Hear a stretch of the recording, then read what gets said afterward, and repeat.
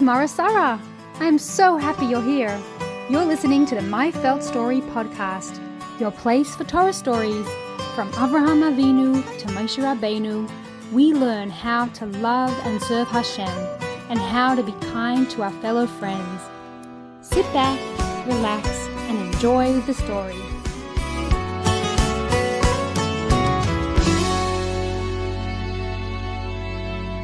Today I'm going to tell you the story of Purim. Many years ago, after the first Beis Hamikdash was destroyed, and before the second Beis Hamikdash was built, the Jewish people lived in Golos. They didn't live in Eretz Yisrael, rather, they lived in other countries. The king of those countries was King Achasverosh, and he ruled over many, many lands. For the first 2 years of his kingship, he was worried that the Jews would go back to Eretz Yisrael. You see, Yirmiyahu Hanavi saw that the Golos would last for 70 years, and after 70 years, the Jewish people would go back to Eretz Yisrael and build the second Beis Hamikdash. Achasverosh thought the 70 years of Golos were up, but his calculations were wrong. There was still another 13 years left for the Jewish people to be in Golos. So, in the 3rd year of Achasverosh's reign, he saw the Jews were still in Golos. He thought, 70 years has passed and the Jewish people are not going back to Eretz Yisrael. Wow! The Jews will stay under my rule forever. King Achasverosh was very pleased indeed and decided to throw a big party to celebrate this. He wanted to show off his wealth, so he invited people from all over his kingdom. He decorated the palace with colorful drapes and arranged gold and silver couches for the guests to recline on. The guests were served delicious food and drinks in golden goblets. They could eat and drink to their heart's content. Achasverosh wanted to show off to everyone that he had the beautiful things from the Beis Hamikdash. So he wore the beautiful garments of the Kohen Gadol and displayed the kelim from the Beis Hamikdash at the party. Achasverosh made sure to invite the Jewish people to come to his party too. He told them that there would be kosher food as well as kosher wine. Do you think it was appropriate for the Jewish people to go to this party where Achasverosh was celebrating that the Jews were still in Golos? Oh no. Reb Mordechai said, "Do not eat at the feast of Achasverosh." But many Jews didn't listen. They were afraid the king wouldn't like them if they didn't accept his invitation. The king is bringing kosher food especially for us. We have to go. So many Jews went to Achasverosh's feast. They ate and drank and enjoyed themselves. At the party, King Achasverosh wanted to show off his beautiful queen, Queen Vashti. He sent a message to tell Queen Vashti to come to dance for him and his friends. "Vashti, the king commands you to come to his party and dance for the guests," said the king's messenger. Vashti was excited to come dance for the king. She loved to dance. Before she left her room, she looked in the mirror to make sure she looked okay. What she saw in the mirror gave her a shock. There was a terrible rash all over her skin. Oh no! I don't want to go out with a rash on my skin, thought Queen Vashti. She was so disappointed. "I'm sorry," said Queen Vashti. "Tell the king that I will not be able to come to the party." When the king heard Vashti's message, he was angry. "How dare Vashti say no to me?" Achasverosh was insulted. His advisor told him, "I advise you to take Vashti far away from the palace and choose a new queen, a queen that will listen to you." Achasverosh agreed to this idea and made a grand announcement. "All the girls from all the kingdoms must come to the king's palace so the king can choose a new queen." In the town of Shushan, there lived a Jewish girl named Esther. She was an orphan. She didn't have a mummy or a tutty. Esther lived with her cousin Mordecai, whom she loved very much. When Esther heard about King Achasverosh's command, she was very worried. I don't want to go to the king's palace. I don't want to be the queen. I want to stay with Mordecai. Esther stayed hidden in the house, hoping no one would find her. But one day there was a knock on the door.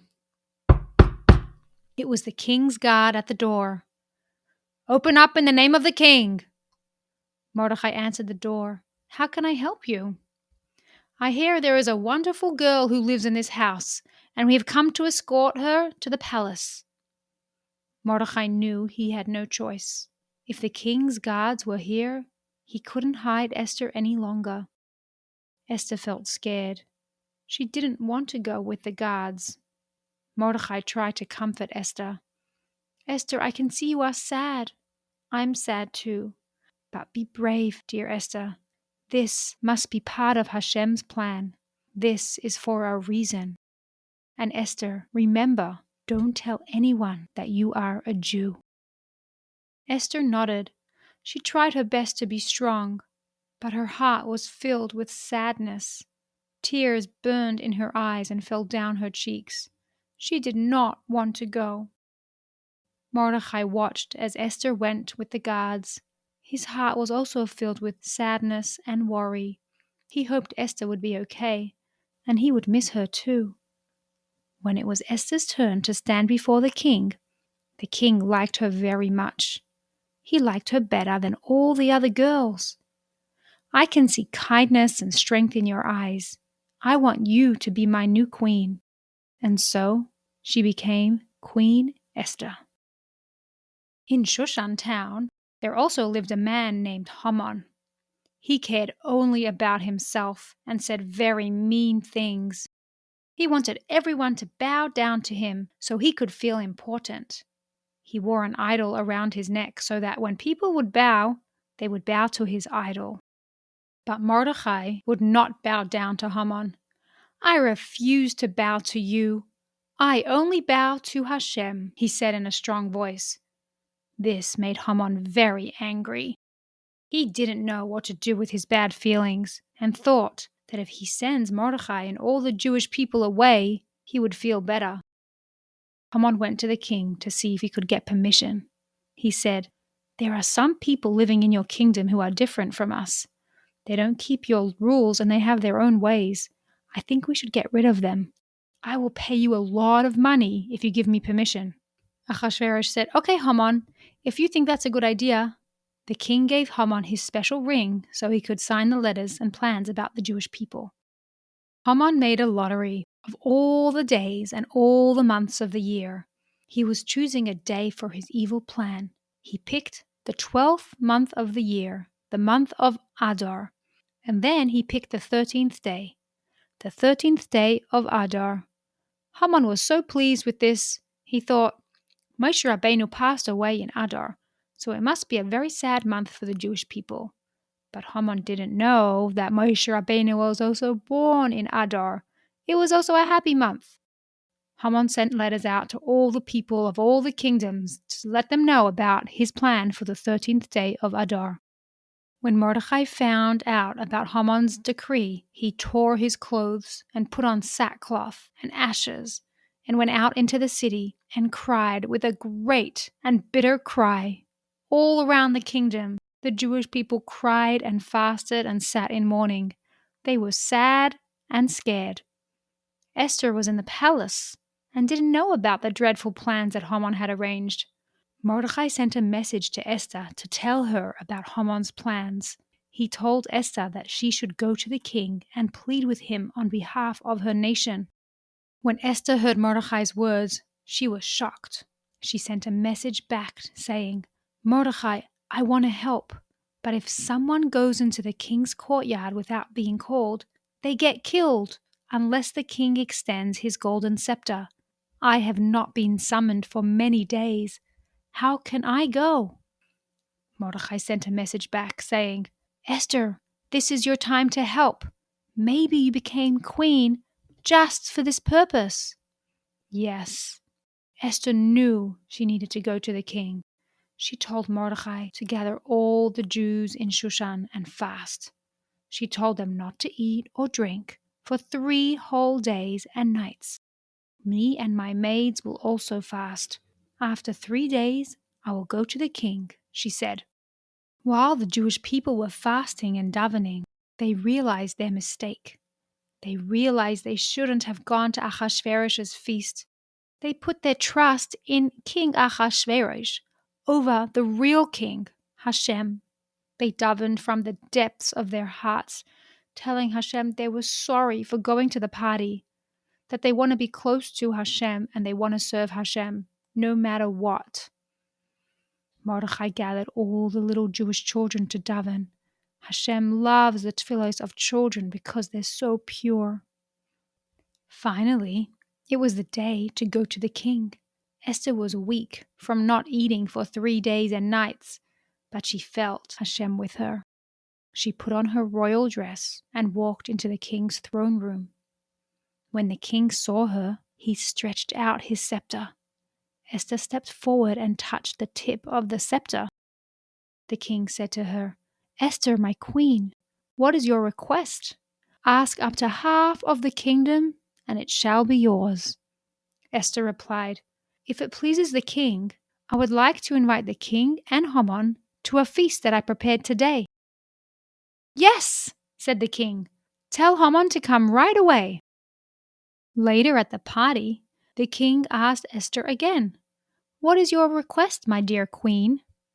Esther replied, "If I have found favor in the king's eyes, please let the king and Haman come to a feast that I shall prepare tomorrow." The king agreed, and Haman went home that day feeling very, very important. He told his wife Zeresh and all his sons that he was invited to an exclusive party with just the king and just the queen. He thought he was very, very important. That night in the palace, the king could not sleep. Achasverosh was tossing and turning in his royal bed, but wasn't able to fall asleep. He asked his guard to read to him his special journal, where he wrote down important events. When they opened the royal journal, they read, "It happened that 2 royal guards were plotting against the king, and Mordecai told the king about their plans and saved the king's life." "Wow! What honor and greatness was given to Mordecai for this?" asked King Achasverosh. "Nothing was done for him, Your Highness." Right then, in the middle of the night, Haman came to visit the king. "Oh, Haman, perfect timing. I need an idea. What is a grand reward I can give to someone special?" Haman thought, who would the king wish to honor more than me? He said, "Dress him in the king's royal garments, riding on the royal horse, and place the royal crown upon his head. Then let one of the king's ministers dress the man, and then let him lead him on the horse through the city square, proclaiming, 'So is done for the man who the king wishes to honor.'" Achasverosh listened to Haman and liked the idea. He said, "Hurry, Haman, take my royal robes and royal horse, and do this for Mordecai the Jew who sits by the gate." Haman was shocked. He couldn't believe his ears. He thought, "I don't like Mordecai. Mordecai the Jew refuses to bow down to me. Now the king wants me to honor Mordecai?" Haman was furious, but he had to do what the king ordered. He dragged his feet to where Mordecai was sitting. Haman gave Mordecai the king's royal robes, and then he took the king's horse and rode Mordecai around the city. He said in a loud voice, "So is done for the man whom the king wishes to honor." Afterwards, Haman walked home with his head low, looking down. He didn't feel proud of himself anymore. Haman felt so ashamed. As soon as he got home, the guards were already there waiting to take Haman to the palace for the feast with Esther and Achasverosh. At the feast, Esther sat with the king and Haman. There was delicious food and drinks.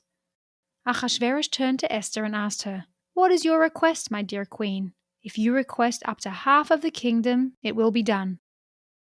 Esther said in her heart, Hashem, please help me. Then she turned to the king and said, If I have found favor in your eyes, please protect me and my people from getting hurt. The king turned to Esther and said, Who has the audacity to want to hurt you and your people? A man who is mean and heartless.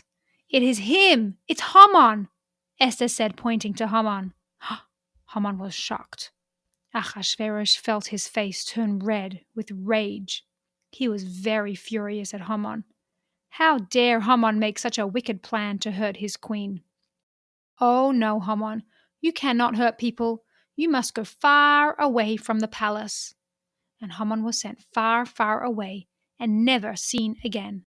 Esther asked the king if she could send new letters out to all the kingdom to cancel the plans to get rid of the Jewish people. Achasverosh agreed and told her to use his special ring.